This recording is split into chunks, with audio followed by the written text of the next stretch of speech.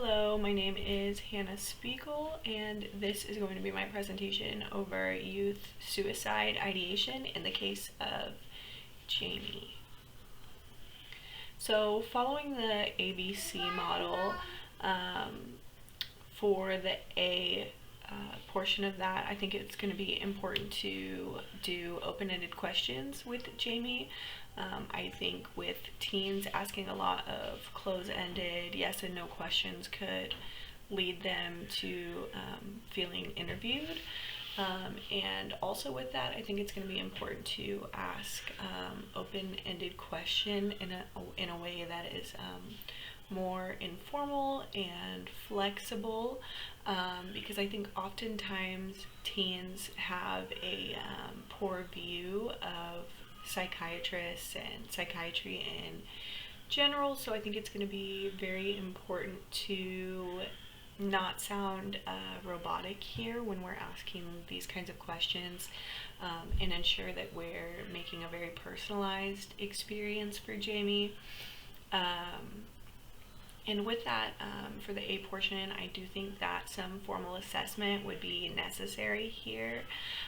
Something like the Beck's Depression Inventory or the SSF, something that Jamie could participate in and help evaluate herself. And also, this is just going to help us open up the topic of suicide ideation for Jamie. So for the B portion of this, we're going to want to, again with open-ended questions, further explore who Jamie is and what she's going through. We're also going to want to try to gather more information on any familial and peer issues that she has, as it was stated in her case study that she is having conflict with her family and she's pulling away from her peer group. So it's going to be important to understand when and where all of that started, to make a more formal crisis plan for Jamie. So I think it's also going to be important to explore her academic issues here, and see where the onset of that is, see if that's a triggering point for Jamie, because academic intervention is going to be a big part of her crisis plan, depending on where, when, and how deep those issues run. So for the C portion of this, it's going to be important to explore her past and her current coping behaviors and see what she's going to need to be taught, and explore what has and hasn't worked in the past for her. And also this portion of the ABC model, we're going to want to assess her level of commitment, and her ability to move forward with therapy and follow-up sessions. So there's going to be kind of 5 parts to a post-crisis support plan here for Jamie, depending on her level of suicide ideation that we've determined from her assessments. If it's determined that she is an active risk to herself, a lot of this would change, and she would need some more formal care, like inpatient or hospitalization, something to prevent her from harming herself. So it's going to be very important that we accurately assess kind of where she is on that spectrum. But say we get her through that portion and we move on to a post-crisis support plan for Jamie. There's kind of 5 parts to this for me. So I would like to teach her self-care strategies, especially, saying that she has started to kind of remove herself from self-care and not care for her hygiene. So it's going to just be important to reinforce those self-care strategies with her, and teach her why and how those are so important to her, and whether that just may be implementing Jamie taking time for herself, to brush her hair or brush her teeth or put a bath bomb in the bath and just slow down to ensure that she's taking care of herself. It's also going to be important to secure some family support with Jamie as she is just a teen. So for Jamie, I would probably want to do some ongoing therapy with her. And I would probably, depending on her family situation and the level of risk involved, I would want to bring in her family to do some family therapy and some strategizing with her parents to ensure her safety in the future. I think it would also be important to set up peer connections for Jamie. That might be outside of her school zone or her school system. Maybe find a way for her to, if we were trying to stay in her school zone, find something for her to be involved in, whether that's, theater or band or a sport that Jamie likes.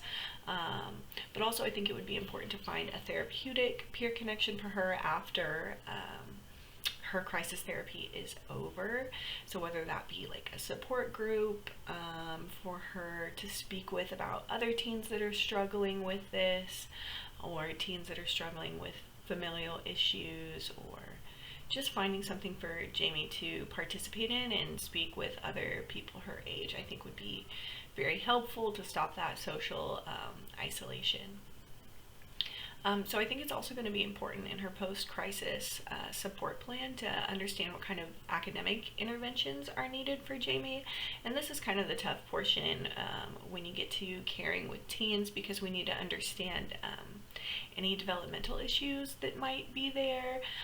So whether that be needing to assess where she's at in school, and where she's at in relation to her peers, and see what she might need there. Some kids will need an IEP, or some kids might need a hybrid program for schooling.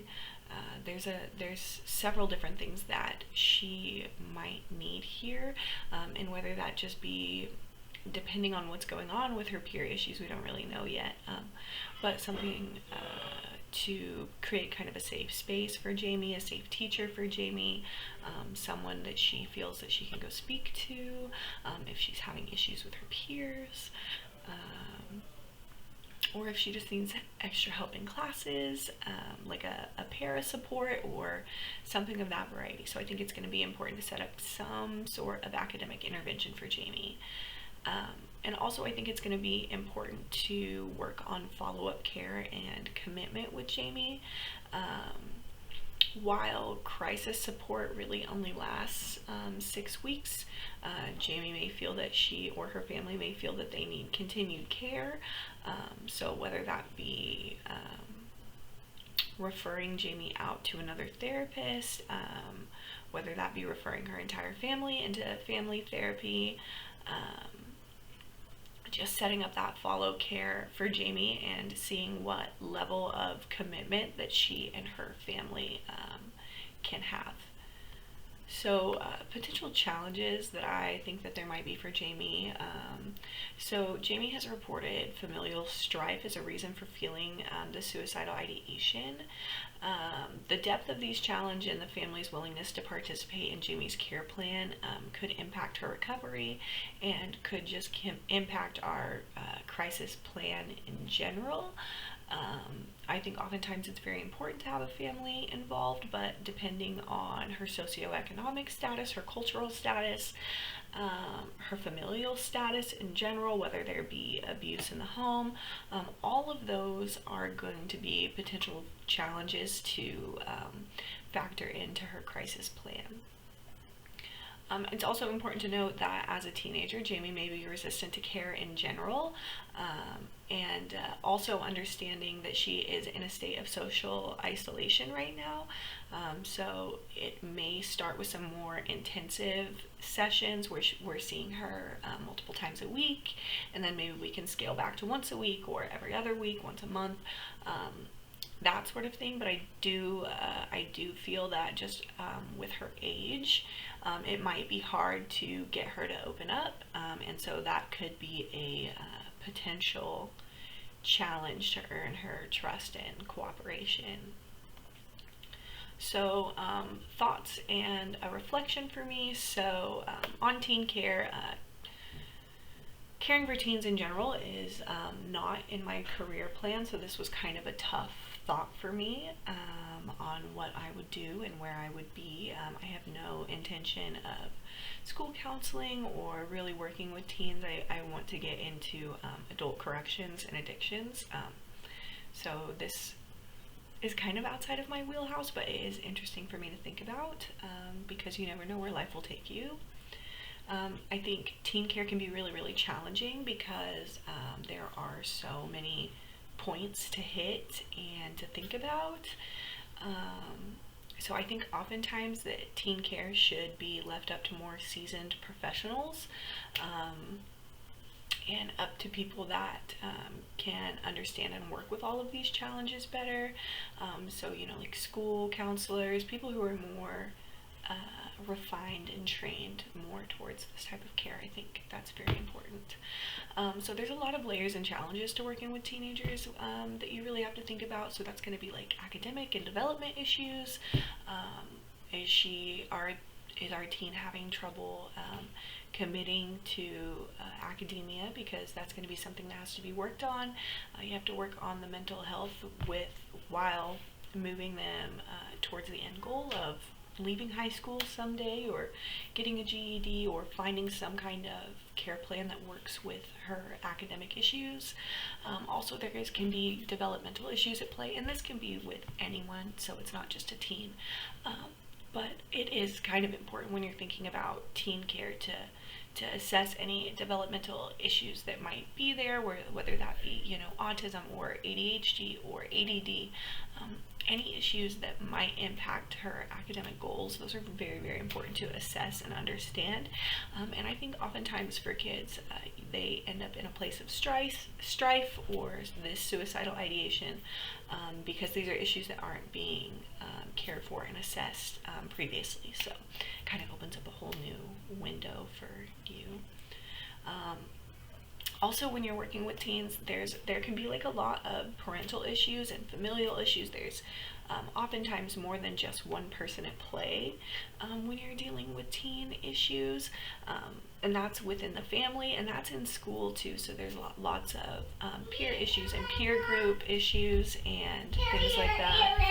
Sorry, this is my toddler. Honey, I need you to go to the next room, please. Go to the next room. Thank you so much. Sorry. Yeah, when you're talking about issues when it comes to multiple people being involved, again, I think that's kind of why it can take a seasoned professional, because oftentimes you are going to have to bring in parents. You're going to have to work out interventions for peers. Yeah, and also there's the issue of confidentiality with teens that comes into play here, where you're kind of walking a thin line of what you need to share and what you have to share with parents. So that can get kind of tricky, so it's very important to be up to date with insurance and ethic codes and all of that when you're working with teens. And I think it's just important to note that teens are a very vulnerable population, especially in this day and age. There's so much at play in their lives. It's such a time of growth, and